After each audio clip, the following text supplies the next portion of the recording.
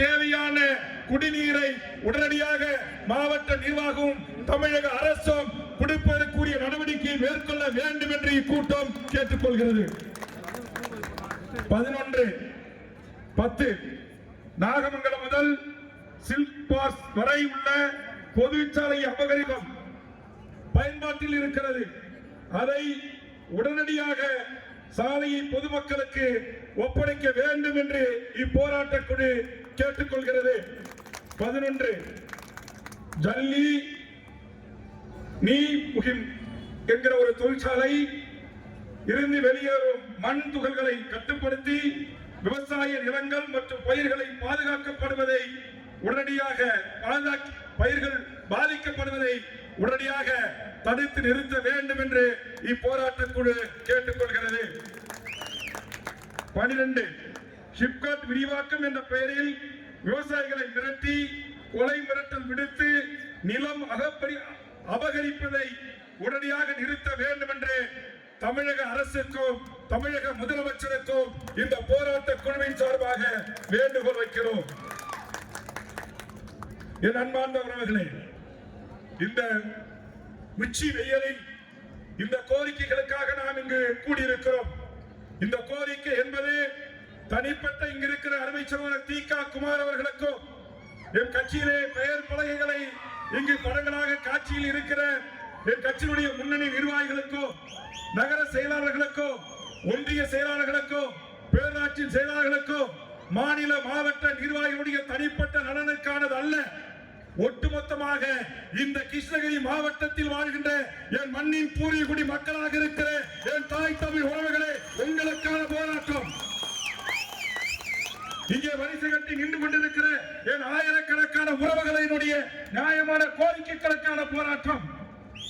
இதை உணர்ந்து இந்த மாவட்டத்துடைய நிர்வாகம், இந்த மாவட்டத்துடைய ஆட்சித் தலைவர், டாடா நிறுவனத்தினுடைய இயக்குனர் இந்த கோரிக்கைகளுக்கு செவிமடுத்து இந்த போராட்ட குழுவினரோடு பேச்சுவார்த்தை நடத்தி ஒரு சுமூக முடிவு எட்டப்பட வேண்டும்.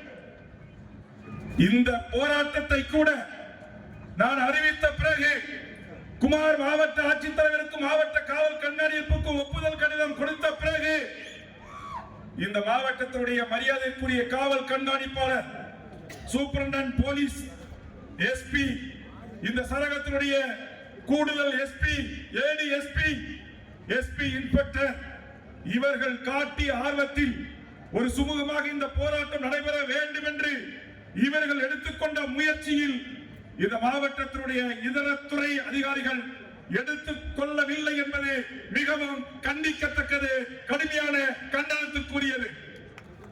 ஆலையை பாதுகாக்க வேண்டும், விடக்கூடாது என்பதில் மாவட்ட காவல்துறை கண்காணிப்பாளர் அவர்கள் என்னோடு பேசுகிறார், குமாரோடு பேசுகிறார், ஏடிஎஸ்பி பேசுகிறார், எஸ்பி இன்ஸ்பெக்டர் பேசுகிறார், உளவுத்துறை நண்பர்கள் பேசுகிறார்கள். நான் கேட்கிறேன், இந்த தொழிற்சாலையை இங்கு கொண்டு வந்த இந்த அரசாங்கம் என்ன செய்து கொண்டிருக்கிறது? இந்த தொழிற்சாலை இங்கு கொண்டு வந்த உடனேயே தமிழக சட்டமன்றத்தில் நான் எழுப்பிய கேள்வி, மாண்புமிகு அன்றைய தொழில்துறை அமைச்சர் தங்கம் தென்னரசை பார்த்து 40,000 தொழிலாளர்கள் வேலை செய்கிறார்கள், 20,000க்கும் மேற்பட்டவர்கள் வட இந்தியர்கள், இந்த மண்ணின் பூர்வீகுடி இளைஞர்கள் இங்கு வரிசை கட்டி பார்க்கிறேன். எல்லாம் 15 வயது, 20 வயது, 25 வயது, 30 வயது, 35 வயது. நீங்க கேட்கிற டிகிரி, நீங்க கேட்கிற டிப்ளமோ, நீங்க கேட்கிற பாலிடெக்னிக், நீங்க கேட்கிற 10ஆம் வகுப்பு, நீங்க கேட்கிற 12வது பாஸ், அத்தனை தகுதிகளும் என் மண்ணின் பூர்வீகுடி மக்களாக இருக்கிற இந்த மக்களுக்கு இருக்கிறதா இல்லையா? எங்கள் இளைஞர்கள் உழைத்து சம்பாதிக்க ஆசைப்படுகிறார்கள், ஊதாரித்தனமாக சம்பாதிக்க விரும்பவில்லை. நாங்கள் உழைப்பதற்கு தயாராக இருக்கிறோம். டாடா நிறுவனத்தில் நீங்கள் சொல்வது போல் 8 மணி நேரம் எங்களுக்கான இஎஸ்ஐ, பிஎஃப், பண பாதுகாப்பு எல்லாவற்றையும் செய்து கொடு, மருத்துவ வசதியை செய்து கொடு, பணி பாதுகாப்பின் போது எங்களுக்கான உடை, சீருடை, பணிக்கான ஹெல்மெட் எல்லாவற்றையும் செய்து கொடு. சரியா 8 மணி நேரம் நாங்கள் செய்து நீங்கள் தயாரிக்கிற செல்போன் உதிரி பாகத்திற்கு நாங்கள் வேர்விசுவதற்கு தயாராக இருக்கிறோம் என்று என் ஆயிரக்கணக்கான இந்த மண்ணின் பூர்வீகுடி மக்கள் மனு கொடுக்கிறான். ஆனா நீ என்ன செய்யற? பீகார்ல இருந்து, உத்தரப்பிரதேசல இருந்து, ராஜஸ்தான்ல இருந்து, கேரளாவில இருந்து, ஆந்திராவில இருந்து கர்நாடகாவில இருந்து நீ ஆளை கொண்டு வந்து 20,000 பேரை உள்ள நிரப்பியிருக்க. இதைத்தான் 234 சட்டமன்ற உறுப்பினர்களில் மக்களால் தேர்ந்தெடுக்கப்பட்ட எம்எல்ஏக்களில் இந்த நாட்டுடைய முதலமைச்சர் அவர்களிடம், இந்த நாட்டுடைய தொழில்துறை அமைச்சரிடமும் வேல்முருகனாகிய நான் தமிழக வாழ்வுரிமை கட்சியின் சார்பாக எழுந்து சட்டமன்றத்தில் கேள்வி எழுப்பினேன். மாண்புமிகு முதலமைச்சர் அவர்களே, தமிழ்நாடு அரசு இடம் தருகிறது, மின்சாரம் தருகிறது, வரி குறைத்து தருகிறது, அவர்களுக்கான தண்ணீரை உறிஞ்சிக் கொள்வதற்கு அனுமதித்திருக்கிறீர்கள். இவ்வளவு சலுகைகளை வழங்கி இந்த மக்களுக்கான வேலை வாய்ப்பை தராமல் தனி ரயில்களில் சிறப்பு ரயில்களின் மூலமாக கொண்டு வந்து இவர்களை இறக்கி இவர்களுக்கு விடுதிகளை கட்டி தந்து இவர்களுக்கு வேலை தந்து இங்கே என் மண்ணின் பூரிகுடி மக்களுடைய வயிற்றில் அடிக்கின்ற அநியாய அக்கிரம பாதக செயலை டாடா என்கிற இந்தியாவின் பெரும் முதலாளி நிறுவனம் செய்கிறதே. இதற்கு தமிழக அரசு உடனடியா இல்ல மண்ணின் மக்களுக்கு 90% வேலையை தருவீர்களா என்று வேல்முருகனாகிய நான் கேட்டேன். உடனே தொழில்துறை அமைச்சர் எழுந்தார். மாண்புமிகு உறுப்பினர் அருமை அண்ணன் வேல்முருகன் சொல்கின்ற கோரிக்கையை தமிழ்நாடு முதலமைச்சரோடு கலந்து பேசி கண்டிப்பாக 90% வேலை இந்த மண்ணின் மக்களான கிருஷ்ணகிரி மாவட்டத்துடைய மண்ணின் மக்களுக்கும் என் படித்த இளைஞர்களுக்கும் மாணவர்களுக்கும் இங்கே அமர்ந்திருக்கின்ற என் ஆயிரக்கணக்கான தாய்மார்களுக்கும் வழங்குவோம் என்று சொன்னீர்கள். நான் கேட்கிறேன், மாண்புமிகு முதலமைச்சர் அவர்களே, மாண்புமிகு தொழில்துறை அமைச்சராக இருந்த அண்ணன் தங்கம் தென்னரசு அவர்கள் கொடுத்த வாக்குறுதி என்னாச்சு? சட்டமன்றத்தில் கொடுத்த வாக்குறுதி என்னாச்சு? சட்டமன்றத்தில் கொடுத்த உறுதிமொழி என்னாச்சு? வருகின்ற 6ஆம் தேதி இந்த மாவட்டத்தை ஆய்வு செய்வதற்கு அதே உறுதிமொழி குழுவின் தலைவராக 12 சட்டமன்ற உறுப்பினர்களை கொண்ட வேல்முருகனாகிய நான் கிருஷ்ணகிரி மாவட்டத்திற்கு வர இருக்கிறேன். இந்த மாவட்டத்துடைய சிப்காமுடைய மேலாண்மை இயக்குனர், திட்ட இயக்குனர், தொழில்துறையினுடைய செயலாளரின் கட்டுப்பாட்டில் வருகின்ற அலுவலக பெருமக்கள், இந்த மாவட்டத்துடைய ஆட்சித்தலைவர், இந்த நிலத்தை கையகப்படுத்திய டிஆர்ஓ, ஆர்டிஓ, தாசில்தார், இந்த மக்களுக்கு வேலை தராமல் இத்தனை ஆண்டுகாலம் இழுத்தடிக்கிற அநியாய அக்கிரமத்துக்கு நீங்கள் உடனடியாக இருக்கிறீர்கள் என்ற குற்றச்சாட்டை வேல்முருகனாகிய நான் முன்வைப்பதற்கு முன்பாகவே இதற்கு சுமூக பிரச்சனையை தாருங்கள். இன்று காலை கூட நம்முடைய மதிப்பிற்குரிய ஏடிஎஸ்பி அவர்களும் எஸ்பி இன்ஸ்பெக்டர் போன்ற அதிகாரிகளும் பேச்சுவார்த்தையில் ஈடுபட்ட போது, அண்ணா இங்கே நீங்கள் வந்திருக்கக்கூடிய 5000க்கு மேற்பட்ட உறவுகளோடு நீங்கள் டாடா ஆலையை நோக்கி ஊர்வலமாக செல்வதாக கேள்விப்படுகிறோம். தயவு செய்து முற்றுகை வேண்டாம், இதை ஆர்ப்பாட்டத்தோடு முடித்துக் கொள்ளுங்கள்.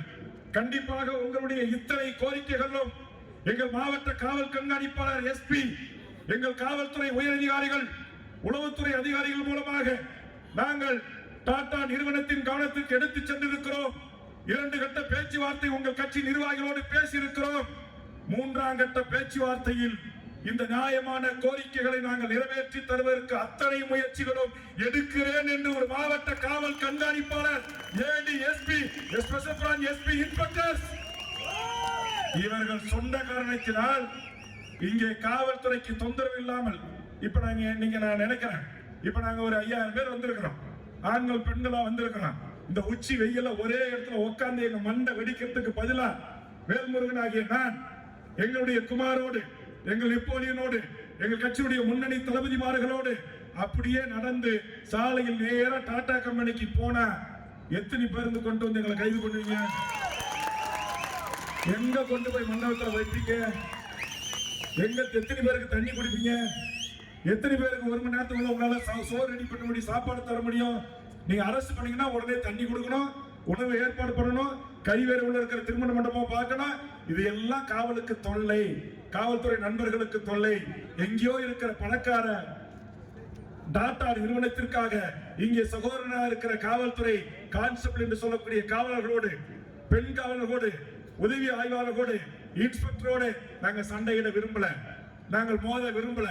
அதற்காகத்தான் அவர்கள் கேட்டுக்கொண்டதற்கிணங்க நியாயமான முறையில் நாங்கள் இந்த அறப்போராட்டத்தை இங்கு ஒழுங்கு செய்து கோரிக்கை வைத்து பேசிக் கொண்டிருக்கிறோம். முதலமைச்சரின் செயலாளர்களோடு பேசியிருக்கிறேன், உணவுத்துறை தலைவர்களோடு பேசியிருக்கிறேன், சட்டமன்றத்தினுடைய அரசு உறுதிமொழி குழுவில் அனைத்து துறை செயலாளர்களும், தொழில்துறை செயலாளர், சிப்காட் மேலாண்மை இயக்குனர் உள்ளிட்ட ஐஏஎஸ் 17க்கு மேற்பட்ட ஐஏஎஸ் அதிகாரிகளை அழைத்து இந்த உறுதிமொழியை நிறைவேற்றுவதை குறித்து நான் அரசு உறுதிமொழி குழு கூட்டத்தில் பேசியிருக்கிறேன்.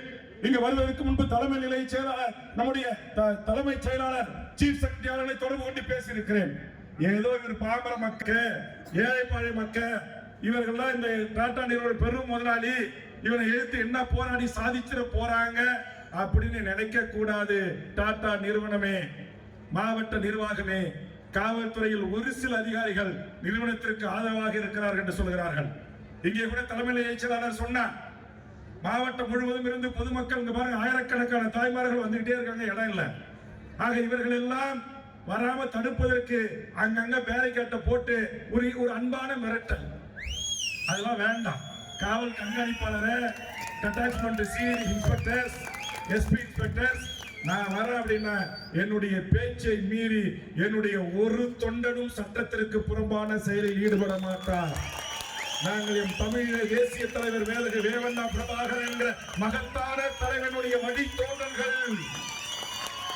அந்த தலைவன் எப்படி தேதி குறித்து நாள் குறித்து விமான நிலையத்திலே கரும்புலி கடற்புலிகள் தாக்குதலை நடத்துவார்களோ, கடற்படை சிங்கள பௌத்த பேரினவாத அரசின் அந்த ராணுவ கப்பல்களை கட்டிப்பிடித்து முத்தமிட்டு கடலிலே காவியம் ஆவார்களோ, அது போன்று தேதி குறித்து நாள் குறித்து சொல்லிட்டு அதற்கு பிறகு டாட்டாவுக்கு எங்களுக்குமான பஞ்சாயத்தை நாங்க வச்சுப்போம்.